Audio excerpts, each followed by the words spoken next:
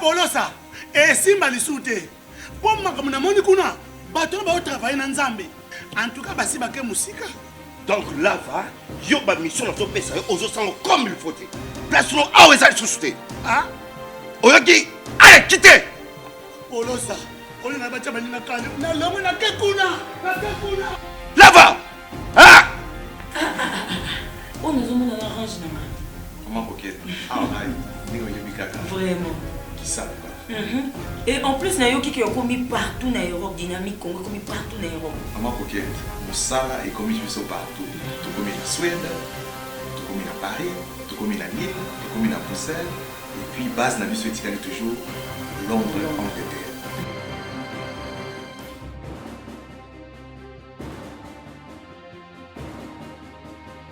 Biso na dynamique Congo. Toza ko avancer na nkolo. Deuxième partie, mesdames et messieurs, je prendrai tous les éléments aux Abisso, mais aussi journaux Denise Niakero, ça je viens d'en parler déjà la première partie. Katumbi en route pour 2023, et puis André Kimbout à la porte de Makala. Moïse Katumbi Félix Tshisekedi fait des très bonnes choses, et c'est une nouvelle manœuvre politique, c'est le retour de Némona Nsemi. Messieurs et dames, l'information sur Némona Nsemi, c'est que le gouvernement congolais a estimé qu'il fallait que M. Némona Nsemi regagne d'abord la prison centrale de Makala à son état initial, en tant que prisonnier avant son évasion, pour déclencher après une procédure d'amnistie ou de grâce, ou je ne sais pas moi, une procédure de clémence, pour que monsieur puisse retrouver sa situation habituelle, ça veut dire la liberté. Mais je vous dis toujours que le Congo a un problème. Dans la tête du Congolais, il y a un problème, il y a un vice qu'il faut arranger. Pour le Congolais, son frère n'a pas un problème. Le problème, c'est l'autre. Non, lui, ce n'est pas le problème. Le problème, c'est toujours l'autre. Quand on arrête quelqu'un de son coin, ah non, mais c'est un acharnement parce que c'est notre ethnie et tout. J'ai entendu des gens dire, je me pose la question. Quand on dit Nekongo, ça veut dire quoi? Qu'est-ce qu'un pouvoir peut gagner en faisant du mal à une communauté? Et surtout un pouvoir sérieux. Ça gagne quoi? C'est quoi l'acharnement? Pourquoi nous ne voyons pas les préventions d'abord? C'est ça le manque de discernement du Congolais. Et ça m'étonne grave. Et vous allez voir ceux qui disent ça, ce sont des gens qui sont allés à l'école. Dans un pays sérieux, dans un pays honnête, ceux qui sont allés à l'école, on les appelle les lettrés. Ça veut dire ceux qui ne sont plus comme les autres. Ils ont acquis une connaissance universelle. Ils ont acquis une ouverture d'esprit. Et de ce fait, ils ne peuvent pas se comporter comme les autres. Ce sont des gens qui sont sortis du milieu. Ils ont une autre appréhension du monde. Mais au Congo, c'est différent, quoi. Au Congo, c'est contradictoire. Au Congo, plus on va à l'école, plus on devient bête. Excusez-moi le terme. Mais ce n'est pas moi qui le dis. C'est Étienne Tshisekedi Wamulumba qui l'a dit une fois. Étienne Tshisekedi a dit une fois, il dit les gens sont nés bêtes parce qu'il y a des gens, plus ils obtiennent des diplômes, ils deviennent de plus en plus bêtes parce qu'ils ont le sang bête. En fait, c'est ce qu'il dit. Et moi, je ne suis pas totalement contre lui parce que Karl Marx le dit aussi. Karl Marx parle de la bêtise humaine. Il parle de la bêtise congénitale. Et Montesquieu, dans son livre, je crois, Mes considérations, il parle de climat qui influencerait le cerveau, la taille du cerveau, et de ce fait, la taille du raisonnement de quelqu'un, sinon les facultés cognitives des gens. Et si vous lisez des gens comme Hegel, si vous lisez des gens comme Freud, ils vous parlent même des facultés cognitives faibles de certaines personnes. C'est-à-dire ces gens-là, même quand ils vont à l'école, même quand ils ont des diplômes, en tout cas leur raisonnement n'est pas très loin des gens primaires, c'est-à-dire des gens de la rue. Parce qu'il y a à un moment donné des choses qu'on ne peut pas comprendre que quelqu'un qui est allé à l'école puisse réfléchir de cette façon-là. Devant un problème, la première question on se pose, d'où vient ce problème? D'abord, c'est là le premier réflexe d'un homme. Ce problème vient d'où? C'est seulement quand on arrive à comprendre la nature du problème, d'où le problème vient, qu'on peut avoir les idées. Vous savez, hein, quand on était à l'école primaire, je crois, il y avait un cours qu'on appelait problème. Au moins, tu t'en souviens, non? Il y avait un cours qu'on appelait problème. On échouait à ces cours seulement la disposition des choses. Si seulement tu disposes très mal, c'est fini. Lorsque les prémices sont mauvaises, les résultats seront totalement faux. Parce que les prémices sont mauvaises. Alors, maintenant, regardez. On dit, Balingi Bakanga, mon enseigne, pona abimisiko, Bakangi pona nyozaga acharnement. Mais il était où? Un homme sérieux se pose la question, pourquoi Balingi Bakangaye? Maintenant, on va te dire non, Balingi Bakangaye, parce que, Azalaka na prison, Akimaki prison, Batuba Koufaki Mukolowana, Balingi Bakangaye pona yango. Azonga pour nous na prison. Est-ce qu'Azonga libéra? Té. Azonga libéra té. Azonga nanu, bakota la procédure ya kolongola pour la décrispation politique, Sima. Les faits pour lesquels monsieur a été poursuivi, est-ce que tu le sais? Mais si tu ne le sais pas, comment tu vas crier? Mesdames et messieurs, à l'époque de Kabila, je veux dire la vérité, en vous regardant dans les yeux, tout n'était pas infernal. Non. Le problème, à l'époque de M. Kabila, on n'était pas dans un enfer. Non. À l'époque de M. Kabila, il y avait un problème sérieux. C'était le problème de la coordination, mais surtout le problème sérieux de la politisation de tout. Et c'est cette politisation qui avait détruit beaucoup de choses. Mais ce n'était pas totalement l'enfer. Il n'y avait pas que des anges qui étaient en prison. Il y a des gens qui étaient en prison vraiment pour des vrais faits. Il y a des gens qui ont été emprisonnés à l'époque de Kabila. C'était vraiment vrai.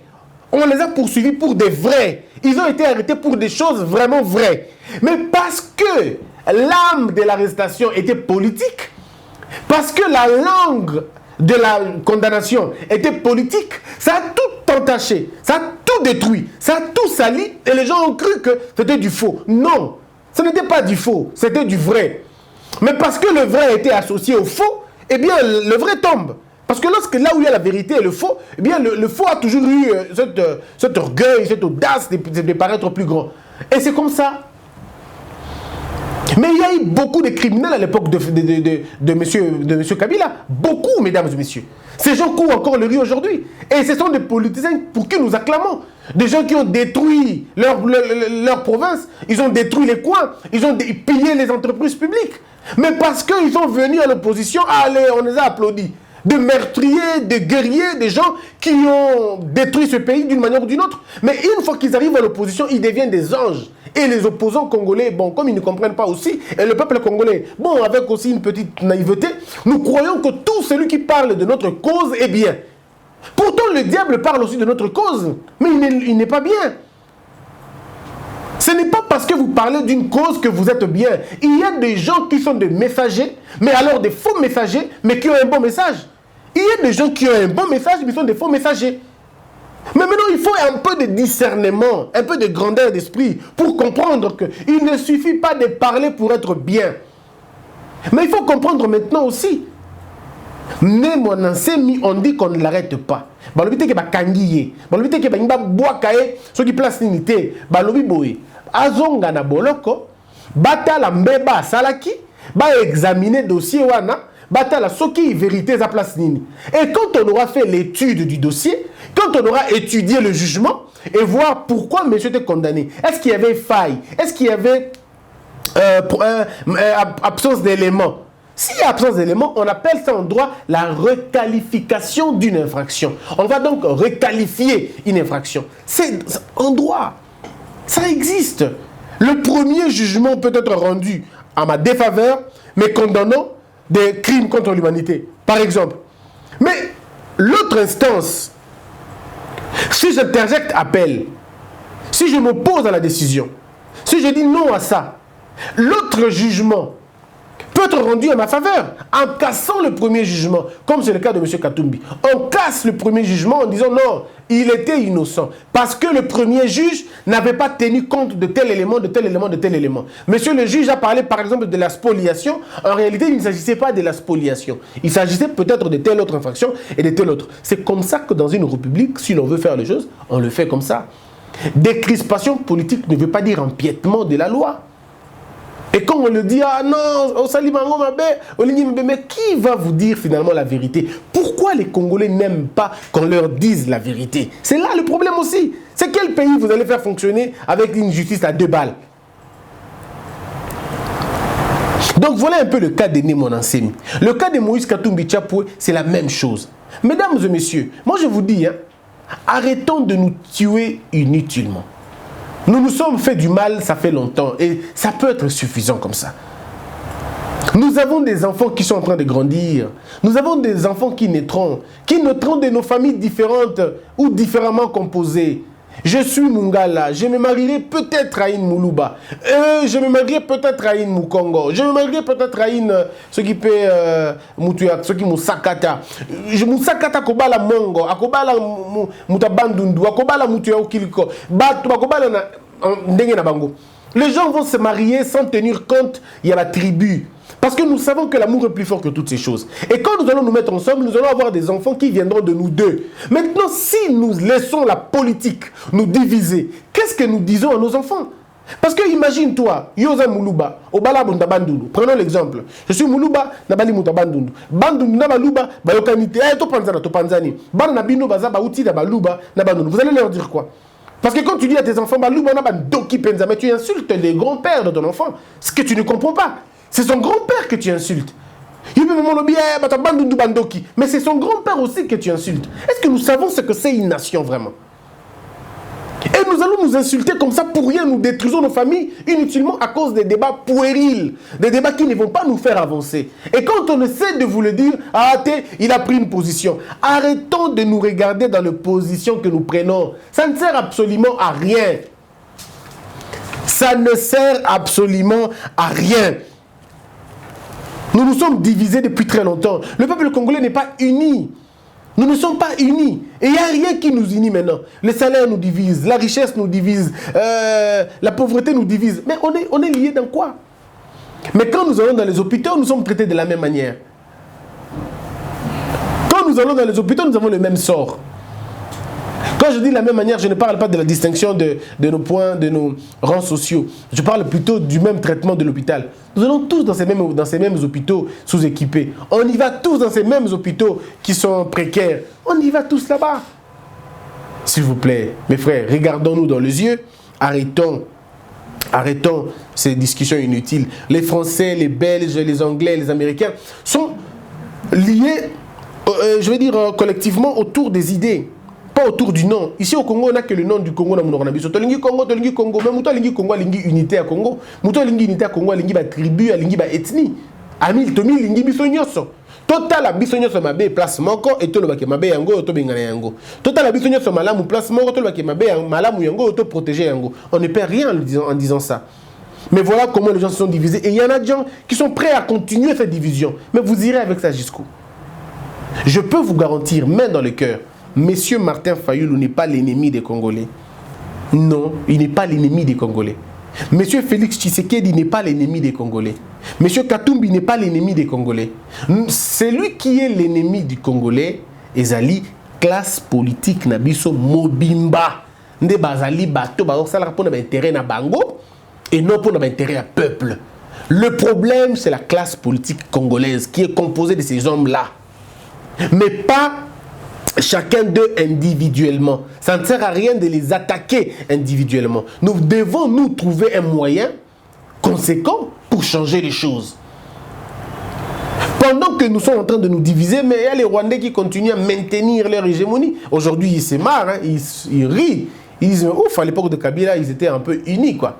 À l'époque de Kabila, tous étaient unis contre Kabila. Ils étaient tous unis contre lui. Maintenant qu'il n'est plus là, ils sont maintenant unis. Ils sont désunis. Ils se rentrent dedans entre eux, laissant les problèmes qui visaient hier. Aujourd'hui, monsieur est tranquille là où il est, mais c'est vous maintenant qui vous rentrez dedans, quoi. Et alors quand je dis rentrer dedans, c'est vraiment rentrer dedans. Bah te belé bah cela, souté comme un ennemi juré. Autour penova mais vous êtes frères. Mais vous êtes frères. Mais aujourd'hui vous soutenez des Rwandais. Ah, mais le Rwandais est plus proche de vous que le Congolais? Un monsieur de Bandundu soutient beaucoup plusieurs Rwandais. Il est beaucoup plus proche que celui. faut laisser tomber. Donc cette question, il faut le voir. Mais il y a une question sur M. Katumbi, s'il va se présenter en 2023 ou il ne se présentera pas en 2023. Là encore, la question ne se pose pas là-bas. Personne ne peut interdire M. Katumbi de se présenter en 2023. Personne ne peut empêcher M. Martin Fayulu de se présenter en 2023. Mais s'ils veulent se présenter vraiment en 2023, ils ont intérêt de trouver des solutions maintenant. Ça fait 2 semaines, personne n'a cité le nom de Nanga. Personne. Vous savez comment on oublie les choses, hein? Personne ne parle de M. Nanga. Entre-temps, 4 mois après l'élection, il est en train de partir. Qui va nous dire combien on a gagné aux élections? Qui va nous le dire? M. Nanga va partir comme ça, il ne nous montrera jamais les résultats des élections. Jamais. Que personne ne vous trompe, on en a besoin. Nous avons besoin de savoir avec combien de pourcentage M. Félix avait été élu. On en a besoin. Ce n'est pas un faux débat, c'est un vrai débat. C'est un débat de la postérité. Moi, à la place de M. Félix Tshisekedi, je travaillerai, même avant la fin de mon mandat, qu'on publie ces choses-là. Même si ça ne sera pas vrai. Mais pour le besoin de la consommation, on en aura toujours besoin. Même si ça ne va pas être vrai, mais pour le besoin de la consommation publique, on en aura besoin.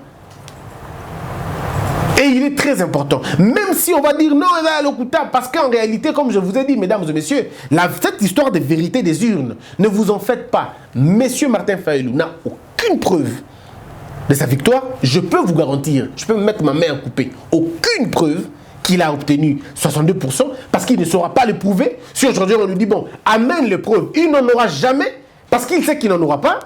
Monsieur Félix Tshisekedi, lui aussi, si on dit, bon, monsieur Tshisekedi, vous dites que vous avez, bon, lui n'a pas dit, mais c'est la CENI. Bon, on dit, bon, pas vous, parce que vous n'aurez, c'est pas vous qui, vous ne vous êtes pas proclamé, c'est la CENI qui vous a proclamé. Bon, CENI, apportez-nous le 38% de monsieur Félix, c'est ça non, au mot 38, hein?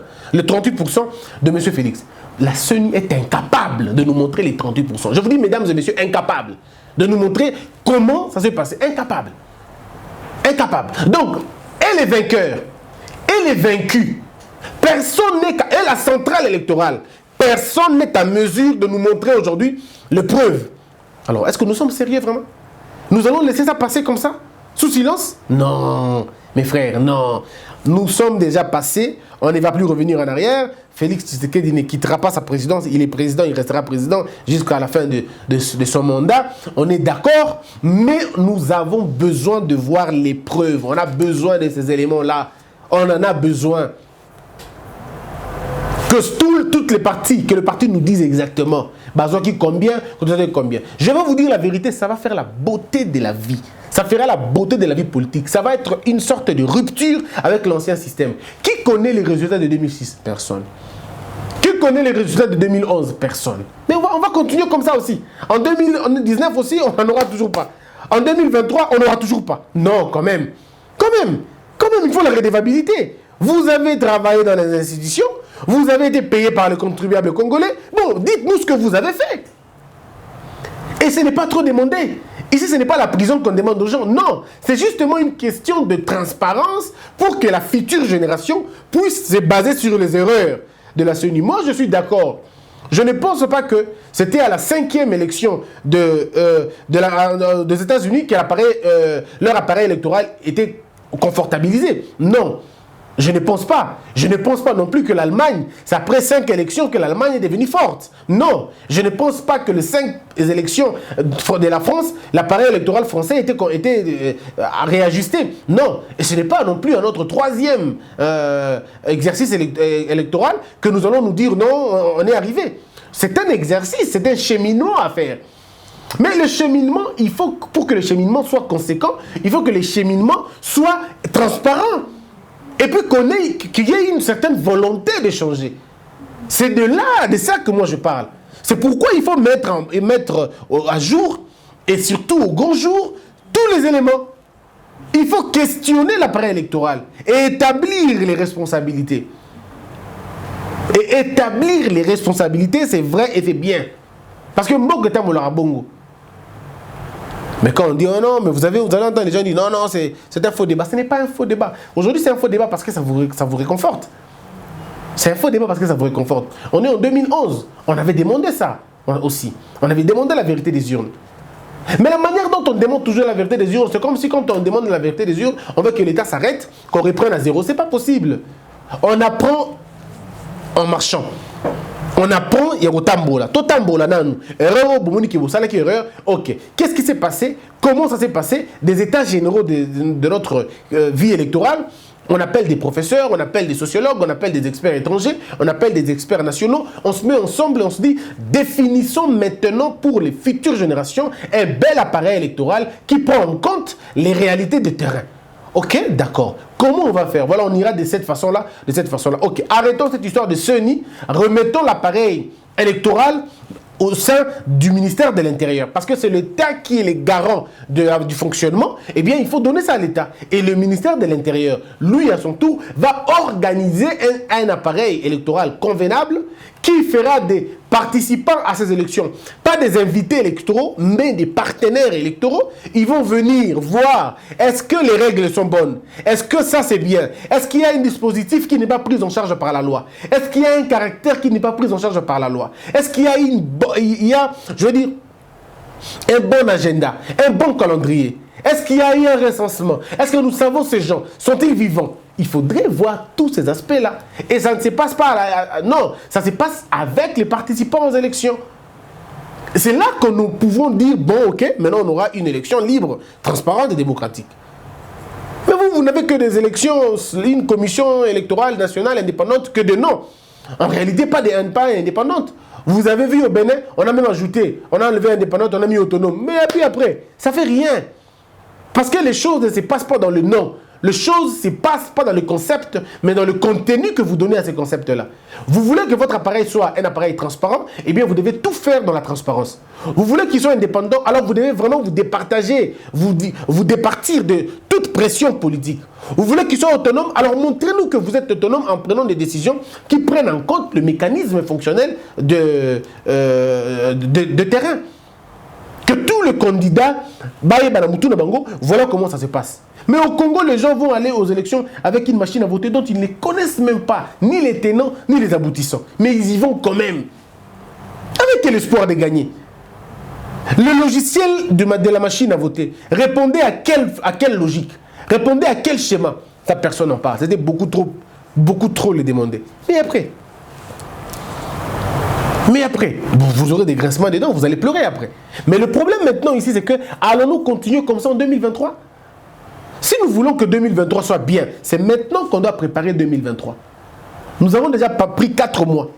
Ouvrons l'œil et les bons. 4 mois viennent de passer. Il nous reste combien d'années? Il nous reste 4 ans et pratiquement 8 mois. Et dans les 4 ans et 8 mois, travaillons, pour avoir un recensement bien, pour avoir le nombre exact de la population capable de voter. 2, qu'on essaie de voir qui vont aller et combien de bureaux de vote on aura.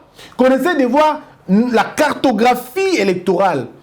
C'est maintenant qu'on commence à définir la cartographie électorale. Combien de bureaux de vote? On le mettra où? C'est quoi l'accessibilité? C'est quoi la transparence de ces gens-là? Et puis nous essayons de voir maintenant la possibilité d'avoir et des observateurs et des témoins. Comment on va le faire? Comment on va perfectionner cette histoire? Quelle différence y aura-t-il entre l'observateur de 2023 et l'observateur de 2006 et l'observateur de 2018, pardon? Est-ce que qu'est-ce qu'on interdisait à l'observateur de 2018 que nous allons devoir permettre à l'observateur de 2023? Quels étaient les problèmes que les témoins ont rencontrés en 2019 que nous allons travailler pour que ces témoins ne rencontrent pas le même problème en 2023? C'est comme ça que l'on réfléchit, mesdames et messieurs. Comment nous avons transmis nos données en 2018? Comment nous allons faire pour fiabiliser cela en 2023? Moi, je suis d'accord, même qu'on garde la machine à voter, même si je sais qu'elle nous a fait beaucoup de tort. Mais c'est maintenant qu'on commence à parler de cela. Ça doit être comme maintenant qu'on commence à enseigner aux gens sur cette question de la machine à voter et rendre très transparent ce logiciel. Rendre transparent le logiciel. À quelle opération mathématique ce logiciel répond. Ça répond à quelle opération mathématique? Et vous le laissez à l'expertise de tous les scientifiques qui veulent tester l'objectivité, la rationalité et surtout l'opérationnalité du logiciel. Ce qui va tout comme la possibilité de ça, n'importe qui peut dire, peut détruire, je veux dire, peut comprendre la véracité du logiciel. Ok, c'est ce qu'on appelle la programmation de la légitimation d'un instrument.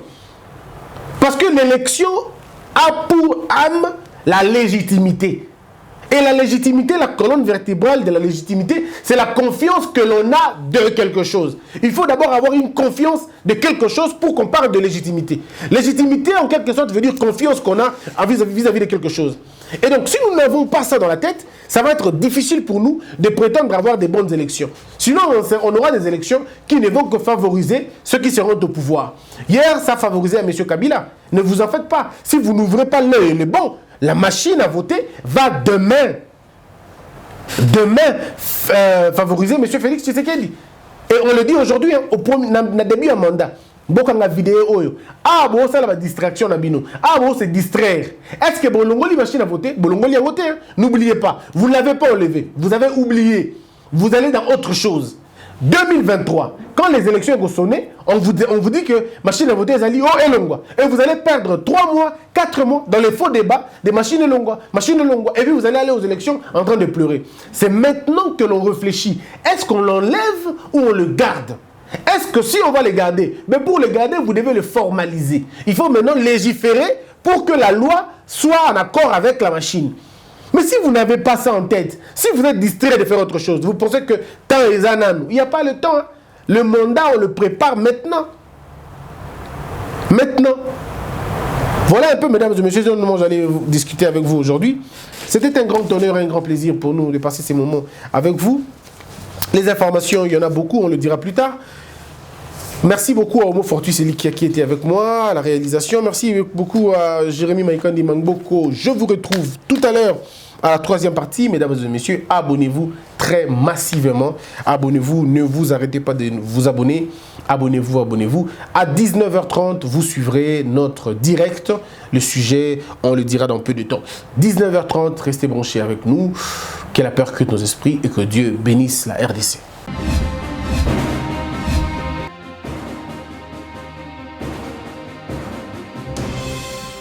Patron nga Polosa et simba lisute. Pour makamuna moni kuna, patron ba travailler na Nzambe. En tout cas, basi ba ke musika. Donc là va, yo ba mission na to pesa yo ozo sango comme il faut. Place no aweza susute. Ah? Oyoki, allez quittez. Polosa. On a battu na kane. Na longo na kekuna. Là va. Ah! On nous a orange na. Comment coquette? Ah, Vraiment. Qui ça? Et en plus, il y a qui ont commis partout dans l'Europe, dynamique, Congo, commis partout dans l'Europe. Comment coquette? Moussala est commis partout. Tout comme en Suède, tout comme à Paris, tout comme à Lille, tout comme à Bruxelles. Et puis, base, n'a vu ce toujours Londres, Angleterre.